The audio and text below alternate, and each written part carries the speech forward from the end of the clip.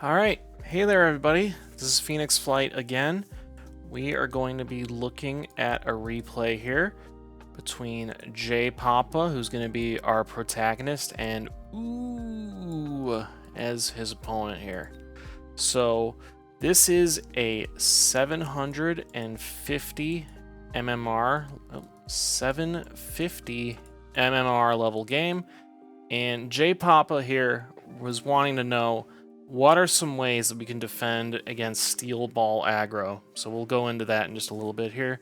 Okay, so we're going up against some cost control balls by Ooh, and then J Papa here is going to be an air special, starting with Mustangs and the Marksman. So there's no denying Mustangs are a very difficult unit to have in the early game. We all love Mustangs, but they just really struggle in the early rounds given how many different early game units can counter them pretty effectively, such as sledges, arcs, and whatnot. Okay, so let's see what we're going to build here in response. So when I see the enemy has steel balls as a more standard defensive style player, I recommend probably having most of your units stacked a little bit towards the middle, just so that if they're on the extreme ends one way or the other, like let's say you have a unit way over here just trying to go out wide, well then if they attack on this side, this unit is going to take forever to get there. So I would say in round one, if you're anticipating aggro, definitely have a bit of a centralized force just so it can handle either side aggro. So no surprise, going into aggro, the aggro player is going to win round one here. The balls get to the tower without much of an issue. The balls just got on to the arc light right away, and that let the crawlers get through as well. So yeah, there's no shame in losing round one to an aggro player. That's kind of the trade-off that you just have to handle as a standard defensive player. But now that we know we have aggro coming at us, now it comes how are we going to defend against it. So let's take a look here at what the first cards of the game are between rounds. Okay, Tarantula, Sabertooth, Wraith, Typhoon. So to me, as an air specialist, the Wraith is pretty much the obvious pick, as we can see here. Okay, enemy goes for the Sabertooth. I don't think there were like any absolutely standout rock star options for your opponent to pick. But as for you, Wraith as an air special, don't overthink it. Pretty rock solid. Provides some additional chaff clear. And not only that, you acknowledge that from what you saw so far, the enemy does not have any anti-air units. So if he doesn't respond with, Fangs, Marksmen, Phoenixes, etc., it's just going to be a free round win that you can take off him.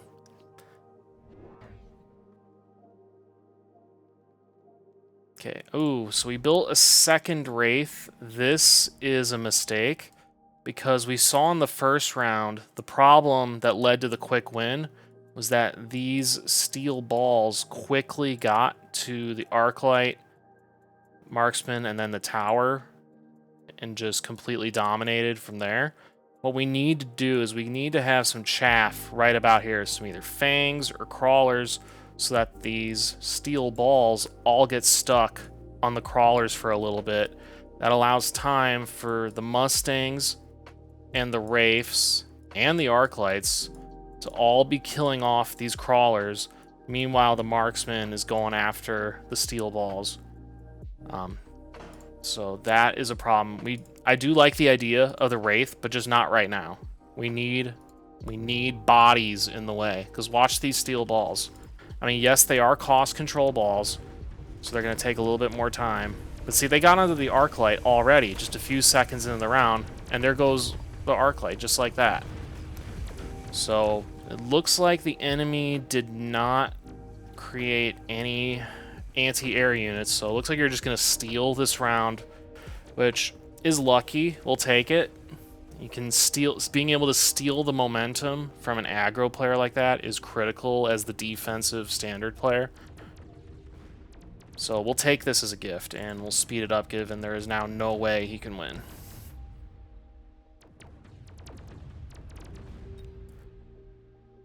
Alright, let's go into round 3.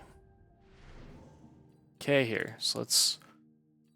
Alright, our options are Tech Spesh, Rhino Assault, Incendiary, or Improved Sandworm. Improved Sandworm really doesn't make sense, given the Steel Balls and the Sabertooth could take it down pretty quickly. Tech Spesh is a rock-solid, long-term option, for sure. A Rhino Assault in the back could be pretty interesting, either here or, if it'll let me zoom out, there or there, so I can just get a quick tower kill and get some more momentum back on your side. Another really good option, if he doesn't respect it, is to throw down an Incendiary somewhere around here, so it just melts all these crawlers, so then the Marksman and the Wraiths right away can just go into the Steel Balls and not have to worry about dealing with the crawlers. But, okay, looks like he went Tech Specialist. That's totally fine. That's definitely the better long-term play, for certain. Okay, enemies going into Phoenixes. This is pretty much the perfect counter to the Wraiths. They got the long range, high single damage, and yeah, they're going to outrange the Wraiths pretty significantly. And he's already he's a believer in the Phoenixes. I understand where he's coming from, because he sees these Mustangs as well. He wants to keep these Phoenixes away from the natural predator of the Mustangs. Okay, so we built another Wraith. Again, we need chaff. We need fangs. We need crawlers. We need bodies in the front to kill time for us. I'm also seeing wide open flank. He's just asking to get flanked here. This one set of crawlers shouldn't prevent a flank either. And now that he looks like he's sold the Sabertooth. So, another option we can talk about next round. But let's take a look here. See, now he's got the Phoenixes countering. The Steel Balls are getting in deep. No problem. Again, this is just a lack of chaff problem. This is pretty simple. And then, could use a little more chaff clear on the weak side here, as we can see the crawlers getting in. Yeah, enemies should be able to take this round without much of a problem. Alright, how are we going to respond to this? You see he keeps getting to the tower too quickly each time. Okay, so let's pause here. Options, we got Absorb Module, Smart Marksman, Portable Shield, and Intense Training. Marksman doesn't... Marksman would be okay if they're actually getting kills on these balls, but so far they really aren't all that much. Just given the fact that they're getting stuck on the crawlers a little bit, and they just don't have the time because the balls are getting to them, given the lack of chaff so far. Absorb Module could be okay on a Wraith. Same thing with Portable Shield. Intense Training would be like the long-term play, especially... Okay, it looks like you don't run Elite Marksman, but you do on the Archies. Okay, so that could be an option long-term. Enemy goes Intensive Training, which is... I wouldn't say it's a misplay per se, but as a cost control specialist, realize this is another learning. Like, see this Phoenix here that he upgraded? It's a cost control Phoenix, right? So it's doing less damage and has less health than a typical Phoenix would. But the issue is when you're upgrading, it still costs the same amount as it would if it was a non-cost controlled unit. So you're getting less for the money. So just a little note for the cost control specialist fans out there. Generally speaking, you want to be very careful about upgrading just because it's less efficient than the other specialists. Okay, we still have no chaff. No chaff, Wraith goes down. The Phoenixes get on him right away. The balls are distracting. The Wraiths is these tanky units. Yeah, these Phoenixes are going to absolutely feast on what you have. It's like, yeah, the Mustangs are good against Phoenixes, no denying about that, but they have to get to them first, and they're getting stuck on the Steel Balls because the Steel Balls get in right away, and the steel balls get in right away because there are no fangs, no crawlers to block their path. Okay, round 5. Let's take a look here. None of these really standing out to me other than the missile strike. Ooh, fortified hacker. Okay, this is a mistake, I would say. I understand where you're coming from here. Hackers are a great counter to the balls, but really what's going on, the phoenixes are what are really doing the damage for this army right now. The balls are mostly just eating shots from your forces, just being just tanks, just eating the damage. If I were your enemy, I actually would have gone skill specialist, just because another teaching here. With skill specialist plus intensive training, they synergize well together, because if you see here, it's got a 1-turn cooldown. So if you have intensive training and the skill specialist, it means you can use a free rank up every single round, which could be really devastating, especially if you have a tech like elite marksman, which scales with level. So that's another learning that we have there. But yeah, the fortified hacker really doesn't make sense, because hackers need chaff in front of it, so it can make... Hackers need time to get the hacks in. Right now you don't have time because there's no chaff. Speaking of chaff, the Vulcans, this is absolute... Okay, this is a mistake for sure.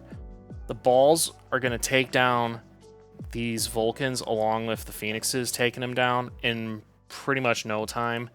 Armor really isn't going to do anything. Yes, it increases the HP, but honestly, steel balls and Phoenixes, for all intents and purposes, don't really care how much HP units have. They do so much damage, it really doesn't make that much of a difference.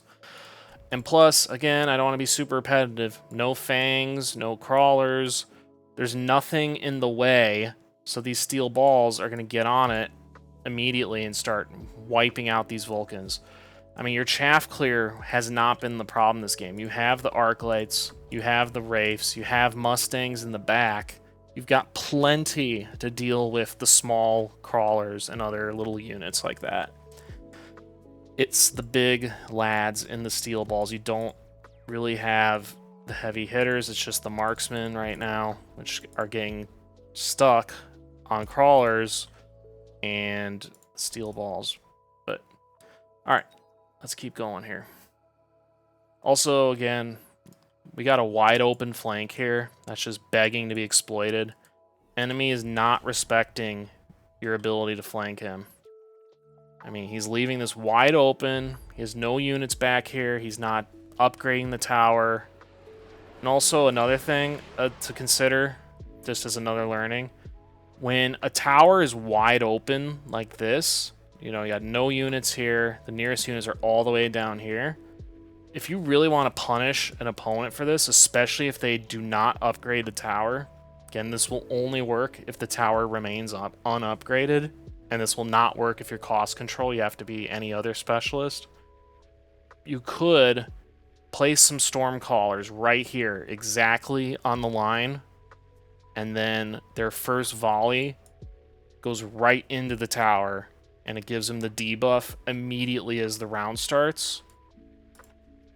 So that can be absolutely devastating against an aggro player. Like, could you imagine going into this like he's already debuffed right about now? And then the next round you would just sell the storm callers. But again, we got bigger problems to deal with. We have no chaff. That's the fundamental issue here. Nothing else is going to matter until you have chaff. Because see, look how quickly these Vulcans are going down. Despite the heavy armor that you just invested a technology into, it really isn't making that much of a difference. The steel balls are still getting in. Phoenixes are still absolutely wiping out the Wraiths from afar. Especially now they got that launcher overload that they can fire quicker. So, yeah, this should be an easy win for your opponent here. If your opponent was really devious, you could go jump drive and start really messing with you if you wanted to. Okay, take a look here briefly. Okay, laser sights is probably a rock solid option in most circumstances, but something I would really want to talk about is deployment module is good for fixing mistakes. So we saw, for example, these Vulcans went down super quickly. So what if we put the deployment module on one of them and moved it back a bit and put some chaff in front of it? All of a sudden it's going to be significantly better, right? And then Assault Vulcan is pretty interesting as well, because if you're playing defensively, I actually like Assault Vulcan. It gives you more HP, which, again, right now doesn't matter. But mostly, giving a little bit of extra movement speed is good, and you don't really need the range. The HP increase would be awesome if the Vulcans could stay alive with, again, chaff in front of them. Okay. And then let's see how this goes. Okay, so we're upgrading the Mustangs, putting the laser sight on them. Yeah, there we go. We got AA and range. Okay, that's... yeah, I like that. But again, we need fangs, we need crawlers, we need something. Like, these are nice to haves. The crawlers and fangs anywhere around here. Crawlers in the back, fangs in the front. You know, this should have been done 4 rounds ago. We should have been dealing with that and getting us set up for this point. It's like we're trying to skip steps. It's like we need to get the fundamentals down first. So let's take a look and see how this goes. Yeah, enemy goes into the boats just because, you know, tanky sort of giant units. I mean, the Mustangs should do an okay job at them, but again, this is just like an overwhelming number of Phoenixes at this point. They're getting out of control. And again, Stormcallers right there could punish them. Flanks could be absolutely devastating.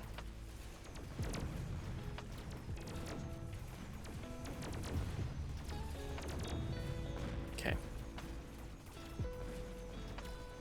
So, yeah, see now, it's like, yeah, even you have all these Mustangs, it's almost as if it doesn't matter. There's just overwhelming strong Phoenixes at this point, and then these crawlers come in late for a distraction. So is this enough to be the end of the game? It is. Okay, so as we saw there, let's note this. -478. I'll write it over here. 478. Okay, so that's the score, if you will, I'm going to try to beat with me attempting to take over this turn. Obviously, I'm not going to be able to win the game in this circumstance, but let's say I go deploy module, put it on this guy, bring him back a little bit, then we're going to go Fang Fang, then I'm going to go Mass Recruit, another Fang, and let's see, I still do want the range and anti-air. I do like that. Because we're at this point in the game, we were almost dead anyway, so another thing I should have mentioned is we should loan when we're in the late game.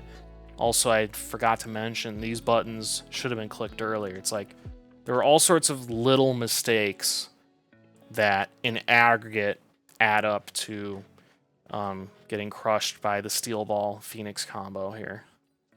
And then let me see here. So let's just say I go Sticky Oil Bomb. I'll slow him down. And then I'll also cause the Vulcan to light it on fire. Right? Then, let me see. What else would I do in this situation? I would need to get tempo at this point. I just need to, at this point I'm thinking I just need to force another round. He's putting all his units up on the line. He's not putting shields or anything. So let's just missile that, and then because we have lots of Mustangs and lots of low-hitting damage, like these Wraiths and Vulcans, they actually benefit from attack. So we'll go attack. I'm not going to be able to win the game with this, but let's see if I can beat -478 with it. See, look, the balls are taking longer to get to my units. Look, see, the balls are getting stopped on this side. It's opening up. Look how much time I'm buying. Look, I'm going to be able to win this round and at least force one more round, and who knows where we go from there. right? Look at this. Look how much of a difference just 3 fangs make. And yes, the oil play was a little clever, but... See, so I went from losing by -478 on your side to doing, what was that? Does it show? 422 damage to the opponent. And yes, I don't know if you could actually win the game from this situation, but I'm just showing that with just 3 fangs, it made that much of a difference, right? Because let me do some quick math, right? So, you know, that's an not exactly 900 damage swing. We went from losing 478 to dealing 422. Again, yeah, I took a loan, I did a funny oil play. It's not necessarily sustainable, but the point still stands. 3 fangs made a massive, massive difference to this game. So I really hope you learned something from this. Every single game of Mecha is going to require you to have some chaff to have any chance of winning, right? And that's why the Mustang start is so difficult, because the game is kind of like anticipating you to use it as chaff, but like they're not really designed to be chaff. They're expensive and they need to stay in the back to stay safe. Another key takeaway is, man, this flank was just staring at me all game. It was just begging to get flanked.